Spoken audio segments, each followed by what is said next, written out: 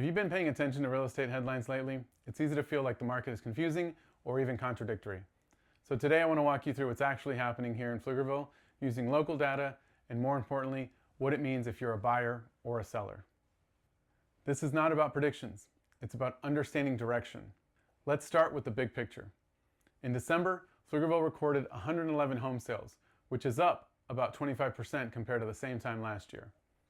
That tells us buyer activity hasn't disappeared, but it's become more selective. The median sales price came in at about $393,000, which is essentially flat year over year. Prices aren't climbing aggressively, but they're also not collapsing. Homes are taking a little longer to sell, and that's an important part of the story. The median days on the market is 53 days, which is slightly lower than last year, but still well above what we saw during the peak years. What that tells us is this: buyers are taking their time, and they have options. Another important metric is price per square foot. Right now, Pflugerville is averaging about $188 per square foot, which is down a little over 5% year over year.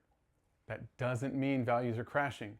It means buyers are more price sensitive and they're rewarding homes that are well positioned and well prepared. For sellers, this is where expectations matter most. Homes that are priced correctly and thoughtfully prepared are still moving, especially in that $300,000 to $500,000 range, which continues to be the most active segment of the market.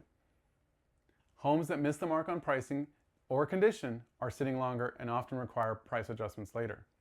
For buyers, this market offers something we didn't have for a long time: leverage and breathing room. We're seeing more flexibility in negotiations, more thoughtful decision making, and fewer rushed offers. That doesn't mean every home is a deal. It means strategy matters again. One thing I always want to emphasize is that Pflugerville does not behave exactly like Austin or some of the surrounding cities. Our market tends to move a little more steadily, fewer extremes on the way up, and fewer shocks on the way down. That stability is part of why so many buyers and sellers continue to choose this area.